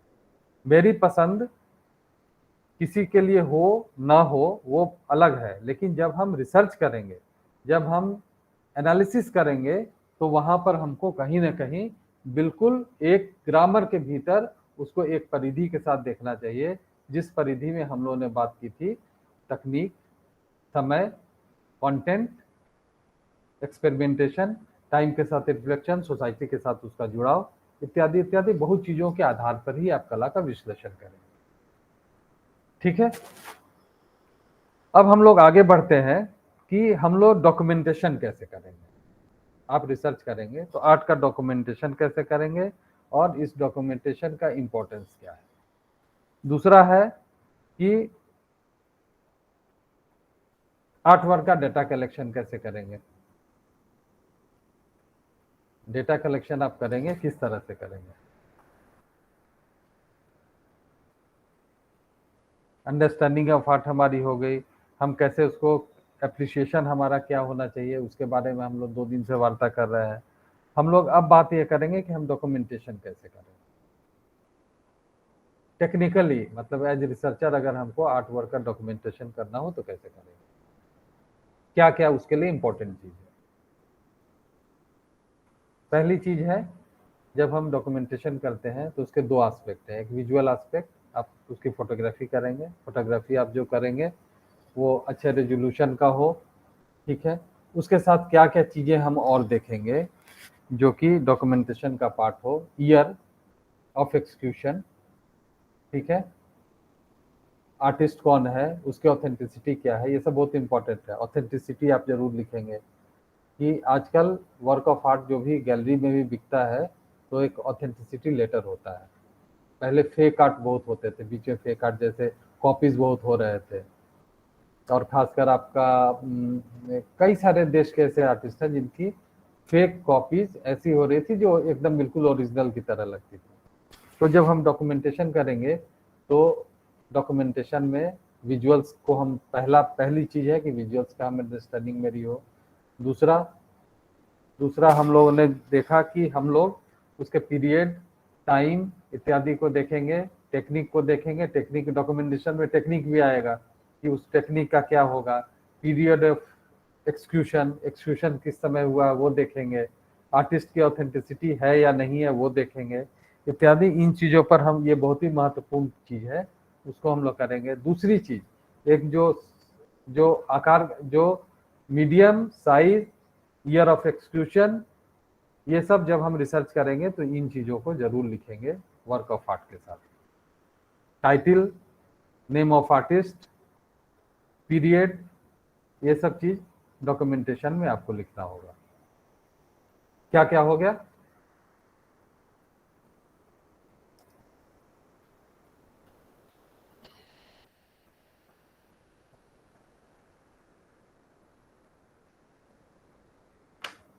ठीक है, तो डेटा कलेक्शन जो हम कर रहे हैं उसमें हम लोग जिन जिन बिंदुओं को हाईलाइट करेंगे वो बिंदु आप लोग नोट कर लीजिए और उस हिसाब से हम लोग डाटा कलेक्शन करेंगे। आपके जो विषय है उसके अनुरूप हम लोग को विजुअल्स, क्योंकि जो रिसर्च में हमारे लिए विजुअल्स का बहुत महत्वपूर्ण अंग, जो विजुअल आर्ट का रिसर्च कर रहा है उसमें विजुअल्स का बहुत महत्व है। और विजुअल्स को का पहले कलेक्शन कीजिए। जब हम कोई भी रिसर्च का काम शुरू करेंगे तो पहला काम हम करेंगे विजुअल्स का कलेक्शन करेंगे, टाइम बाउंड उसका करेंगे। अब एक चीज बहुत महत्वपूर्ण है जिस पर मैं इस पर भी आपका ध्यान आकृष्ट करना चाहूंगा कि जो भी हम कलेक्शन कर रहे हैं उस कलेक्शन को हम पीरियोडिकल करेंगे। जैसे मान लीजिए कि एक आर्टिस्ट का, सपोज अगर हमको राम किंकर बैज के ऊपर काम करना है, सपोज किसी भी आर्टिस्ट के बारे में, तो एनालिसिस का तरीका क्या होगा, कैसे हम उसको कैटेगराइज करेंगे, किस किस तरह से कर सकते हैं, ये बहुत महत्वपूर्ण होगा। अगर इंडिविजुअल के बारे में बात करेंगे, इंडिविजुअल आर्टिस्ट के बारे में अगर हम लोग करने जाएंगे तो क्या क्या उसका तरीका हो सकता है, किस किस तरीके से हम एनालिसिस करेंगे। सर सबसे पहले तो आर्टिस्ट का जन्म स्थान और उन्होंने शिक्षा कहाँ से ग्रहण किया और इनकी चित्रों का आप नोट करते चले, ठीक है। पहला एजुकेशन हो गया, ठीक है जी। और उसके बाद इनका जो मेन टेक्निक है, माध्यम है जी, और इनका चित्रों का विषय क्या रहा। चलिए ठीक है, अब मैं इसको दूसरी तरह से देख रहा हूँ। सबसे पहला काम जो करेंगे, आर्टिस्ट का जन्म स्थान या सराउंडिंग, उस कलाकार का सराउंडिंग क्या था, उसका सामाजिक परिवेश क्या था, किस पृष्ठभूमि का कलाकार था, वो सबसे पहले हम उसका अध्ययन करेंगे। उसके बाद हम कलाकार के पक्ष में आएंगे। फिर हम आएंगे उसका आर्ट एजुकेशन, कला, उसके कौन कौन से लोग हैं, उनके समकालीन कौन कौन लोग हैं, ये भी बहुत महत्वपूर्ण है। अगर किसी आर्टिस्ट का करेंगे तो उसके समकालीन कलाकारों का भी अध्ययन उतना ही महत्वपूर्ण होगा। तब हम दोनों के बीच में स्थापित कर पाएंगे कि ये कैसे अलग है या कैसे महत्वपूर्ण है। इसलिए उस कलाकार के साथ साथ उस कलाकार के समकालीन, उनके पूर्ववर्ती कलाकारों का अध्ययन करेंगे, और आखिरी में जब हम सारा कर लेंगे तो उनका प्रभाव कहाँ कहाँ पड़ा, वो 3 चीजें बहुत महत्वपूर्ण है। उन्होंने इंस्पिरेशन कहाँ से लिया, उनका प्रभाव कहाँ कहाँ पड़ा, ठीक है, और उन्होंने किसको किसको प्रभावित किया, ये 3 चीजें बहुत महत्वपूर्ण है। सराउंडिंग, ठीक है। अब हम लोग, ये तो उनके आर्टिस्ट के पूरे पर्सनालिटी की बात हो गई या उनका प्रभाव जो हो गया इसको। अब उसके वर्क का एनालिसिस हम कैसे करेंगे, आर्टिस्ट के वर्क का एनालिसिस कैसे करेंगे, उसको हम कैटेगराइज करें। किसी भी आर्टिस्ट का काम हमेशा एक तरह का नहीं होता है, एक गतिशीलता होती है।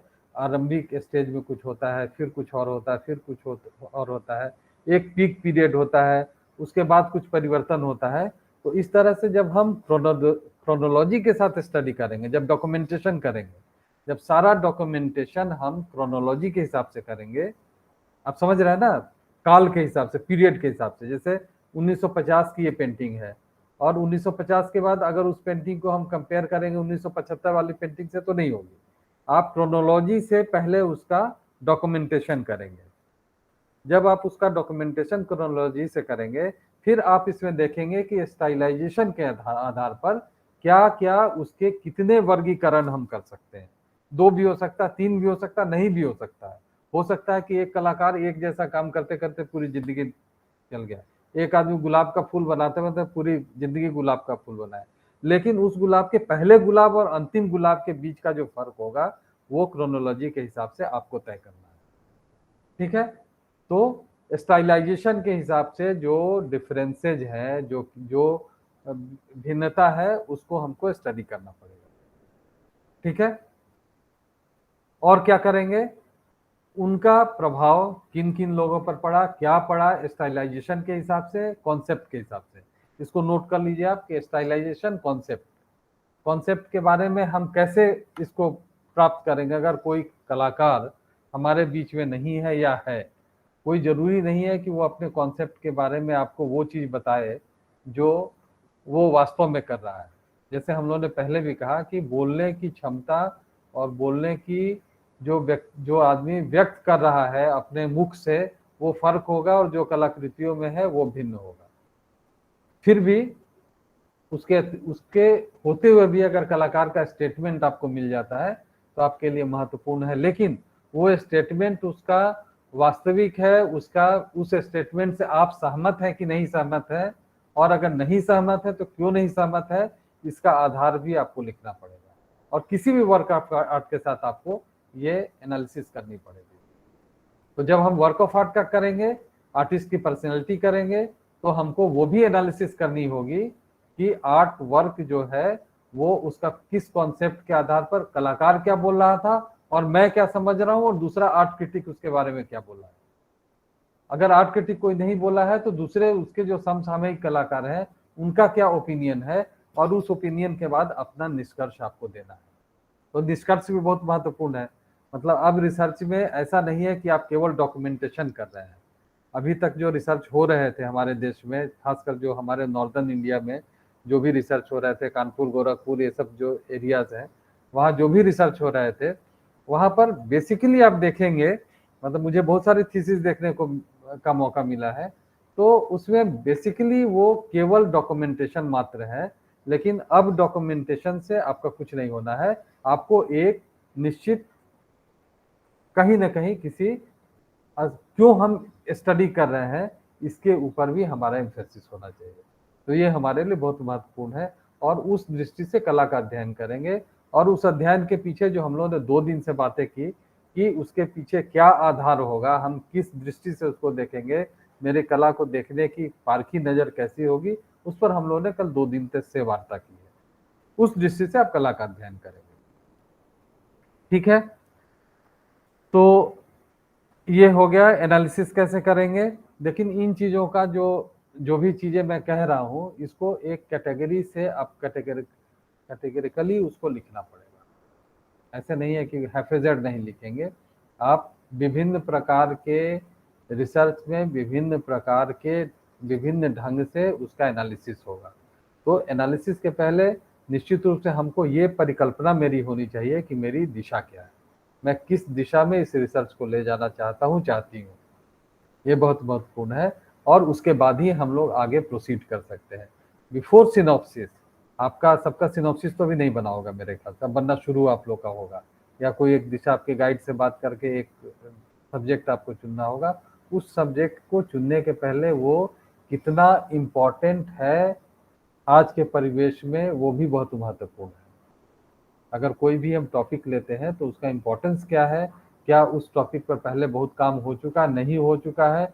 जैसे अभी स्वामीनाथन पर किसी का काम मैंने देखा, तो स्वामीनाथन पर बहुत सारे लोगों ने काम किया है, लेकिन जब हम स्वामीनाथन पर काम करेंगे तो स्वामीनाथन के काम में जो दूसरे रिसर्चर हैं वो क्या किए हैं और मुझे क्या उससे उसके अतिरिक्त करना है, वो फोकस आपके काम में होना चाहिए।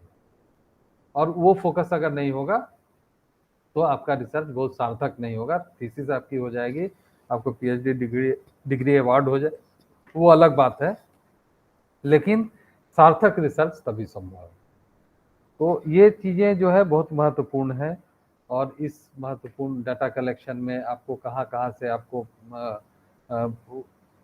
कलाकृतियाँ प्राप्त होंगी, किस काल की है, कहाँ से होगा, तो उसके लिए आपको मूव करना होगा, आपको उस जगह जाना होगा, आपको उसके लिए बहुत ज़्यादा तैयारी करनी होगी। तो ये सब चीज़ें आपको पहले जब आप सिनॉप्सिस बनाएंगे तो सिनॉप्सिस में इन चीज़ों का उल्लेख होना बहुत आवश्यक है।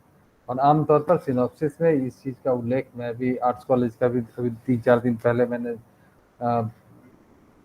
इसके लिए मैं गया था सिनॉप्सिस के लिए, तो मैंने वही देखा कि कोई एक निश्चित, आमतौर पर आपको अभी जो आप काम करेंगे, जो सिनॉप्सिस के समय जो आप काम करेंगे वो ज़्यादा महत्वपूर्ण होगा, क्योंकि ये दिशा निर्धारित यही करेगा। और अगर यहाँ पर आपका सिनॉप्सिस एक कैटेगरिकल ढंग से बन जाएगा तो आपकी रिसर्च के लिए आपको ज़्यादा नहीं भागना पड़ेगा, आपका बिल्कुल क्लैरिटी के साथ आप काम करेंगे। तो ये सिनॉप्सिस बहुत महत्वपूर्ण है, सब्जेक्ट का चयन बहुत महत्वपूर्ण है, डेटा कलेक्शन बहुत महत्वपूर्ण है। तो बिफोर स्टार्ट, अपने टॉपिक चुनने से पहले आपको इन चीज़ों पर विस्तृत अध्ययन पहले करना होगा। जिस विषय में ऐसा नहीं हो कि पहले हमने टॉपिक फाइनल कर लिया, सिनॉप्सिस बना लिया, तब मैं अध्ययन करना शुरू कर दिया, ऐसा नहीं होगा। अब रिसर्च में आपको पहले डाटा कलेक्शन करना होगा, पहले आपको क्या क्या आपको मिल रहा है, कहाँ कहाँ से आपके पास मटेरियल आ रहा है, पहले वो सर्वे कर लीजिए। और अगर आपको लगता है कि इसमें हमारे पास अपॉर्चुनिटी है तो आप आगे बढ़िए। कई सारे रिसर्च अभी अप्लाइड आर्ट पर किसी ने बनाया था, लखनऊ आर्ट्स कॉलेज का ही, तो वो जस्ट मैंने उससे पूछा कि भाई आप जो कर रहे हैं, मुझे नहीं लगता कि इस पेपर के अतिरिक्त इसमें कुछ है, मतलब इस पर आप पेपर लिख सकते हैं, लेकिन रिसर्च का आप क्यों कर रहे हैं और रिसर्च ये कहाँ तक जाएगा। तो ये आपको देखना बहुत ज़रूरी है कि आपका डाटा कलेक्शन, आपका थॉट प्रोसेस, आपकी मौलिक दृष्टि रिसर्च में, केवल आपका डेटा कलेक्शन, केवल डॉक्यूमेंटेशन ही नहीं है, आपकी मौलिक दृष्टि बहुत महत्वपूर्ण है और वहीं से आप एक सार्थक रिसर्च कर पाएंगे। तो मैं समझता हूँ कि आप इस ओर अभी से आप लोग शुरू कर दें। और कैसे डाटा कलेक्शन होगा फोटोग्राफ के साथ, 1-2 मैं एग्जांपल भी आपको दूंगा कि फोटोग्राफ्स कैसे रखेंगे, फोटोग्राफ्स के साथ क्या क्या चीज़ें आप उसके साथ जोड़ेंगे, वो बिल्कुल सिस्टम पहले आप बना लीजिए कि ये चीज़ें चाहिए। अगर आर्टिस्ट का स्टेटमेंट है तो स्टेटमेंट लिखिए, अगर आर्टिस्ट का स्टेटमेंट नहीं है और किसी स्कॉलर का स्टेटमेंट उसके बारे में है, उनके समकालीन कलाकारों का स्टेटमेंट है, उस स्टेटमेंट को आपको लिखना है। उस लिखने के बाद फिर आपका जो अपना पॉइंट ऑफ व्यू है वो वहाँ आना चाहिए, वो उतना ही महत्वपूर्ण है। केवल डॉक्यूमेंट करना, केवल उनके समसामयिक लोगों का उस पर विचार आपको लिखना वही महत्वपूर्ण नहीं है, उनके लिखने के बाद आपका क्या व्यू है ये बहुत महत्वपूर्ण है। और यही रिसर्च है। ये जब तक नहीं होगा तो आप रिसर्च नहीं कर पाएंगे, सार्थक रिसर्च नहीं होगा। और मैं सबसे पहले यही आप लोगों से कहूँगा कि आप लोग विजुअल्स देखें। पढ़ना तो ठीक है, आपका जो विषय होगा आप पढ़ेंगे, लेकिन जितना विजुअल्स आप देखेंगे, अब जैसे अभी आप इस क्लास के बाद अभी हम लोग बात कर रहे हैं, उसके बाद आप देखिए इंस्टॉलेशन, आप गूगल पर टाइप करके देखिए, आप वीडियो इंस्टॉलेशन देखिए, आप 50 वीडियो इंस्टॉलेशन देश विदेश के सब मिले, तो उसको देखेंगे तो आपका जो पर्सपेक्टिव होगा वाइडर होगा। और देखिए एक चीज बहुत महत्वपूर्ण है जो मैं हमेशा कहता हूँ कि दृष्टि जब आपकी बड़ी होगी तो आपका कैनवास बड़ा होगा। तो हमारी दृष्टि, हमारे पास शब्दों का अगर समूह नहीं होगा तो काव्य रचना हम नहीं कर सकते। तो शब्द हमको बढ़ाने पड़ेंगे, और शब्द जब हम बढ़ाएंगे तो काव्य रचना हमारा रिसर्च होगा। तो पहले अपने नॉलेज को वाइडर ले जाइए, और नॉलेज में केवल ये नहीं कि मैं अगर ट्रेडिशनल आर्ट पर कर रहा हूँ तो मैं केवल ट्रेडिशन देखूँ, ऐसा नहीं है। आपको कॉन्टेम्प्ररी देखना है, आपको मॉडर्न भी देखना है, ठीक है। मॉडर्न और कॉन्टेम्प्ररी के बीच का अंतर समझना होगा। ये सब चीज़ें हैं, बहुत महत्वपूर्ण है, जिस पर हम लोग आगे चर्चा करेंगे। और मैं कोशिश करता हूँ कि अगर कल हमको कुछ विजुअल्स मिल जाए तो मैं विजुअल्स के साथ कल आपसे बात करूँ। और अगर आपके कुछ और प्रश्न हो तो ज़रूर पूछिए, और लेकिन आपकी तरफ से थोड़ा रिस्पॉन्स अगर आएगा ना तो बेहतर ढंग से हम लोग और बात कर पाएंगे। कुछ प्रश्न आते हैं, बहुत अच्छे प्रश्न आते हैं, लेकिन कुछ और प्रश्न आने चाहिए।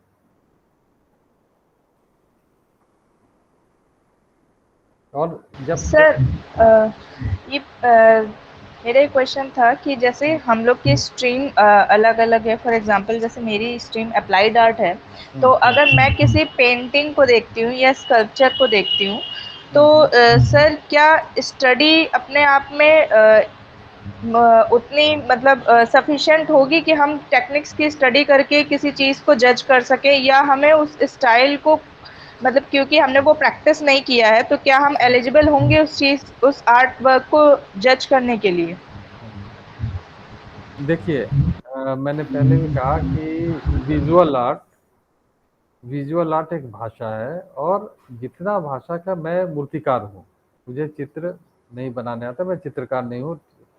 प्रिपरेटरी में सेकेंड ईयर से किया, कभी ड्राइंग कर लेता हूँ, वो अलग बात है, लेकिन मैं बेसिकली मैं मूर्तिकार हूँ।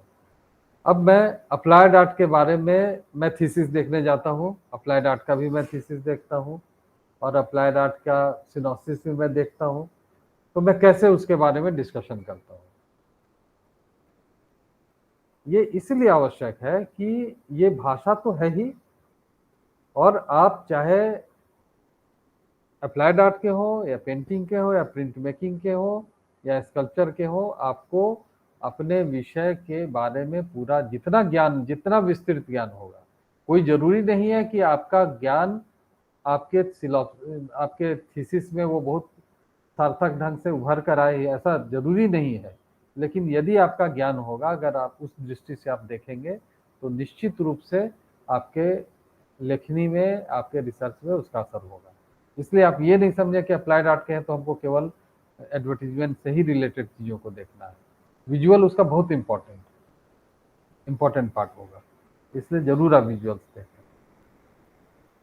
और आप जब और आप देखेंगे, जैसे आप एडवर्टाइजिंग से रिलेटेड मैंने बात की कि एडवर्टाइजिंग अगर आप देखेंगे तो आपको फिल्म भी देखना चाहिए, आपको ड्रामा भी देखना चाहिए। ड्रामा के बहुत सारे एलिमेंट हैं जो एडवर्टीजमेंट में लिए गए हैं, चित्रों के बहुत सारे एलिमेंट हैं, चित्रों के बहुत सारे तकनीक है, स्पेस डिवीजन है जो आपके प्रेस एड में दिखाई देते हैं।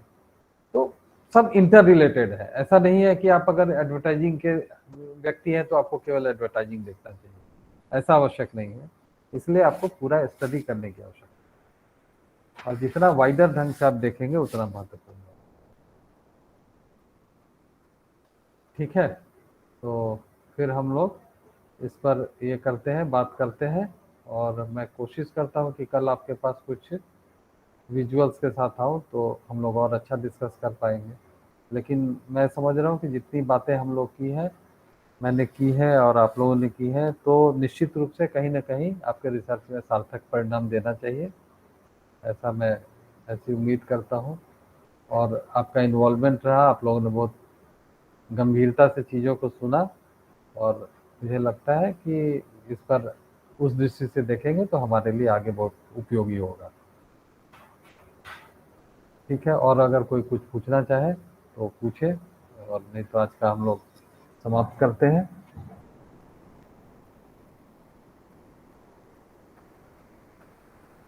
डेढ़ घंटे में तो उबन हो जाती होगी। No sir. बहुत कुछ सीखने को मिल रहा है सर। नहीं नहीं, वो तो ठीक है। नहीं सर, ऐसा नहीं है सर। नहीं, 1.5 घंटे में नींद भी आने लगती है। ठीक नो है, सर, काफी क्वेश्चंस ऐसे होते हैं जो काफी क्लियर हो जाते हैं। चलिए बहुत अच्छा है। अच्छा है, ये प्रयास हम लोग फिर करें। और कुछ आपके पास अगर जैसे विजुअल्स, कल आप लोग जब बैठेंगे तो थोड़ा आप कोशिश कीजिए कि आप देखें क्या क्या चीज़ें हैं, फिर हम स्क्रीन शेयर करते हैं, स्क्रीन शेयर करके हम लोग फिर बात करते हैं। ठीक है, okay sir, thank you, thank you, thank you sir, thank you sir sir. Thank you. Thank you. Thank you sir.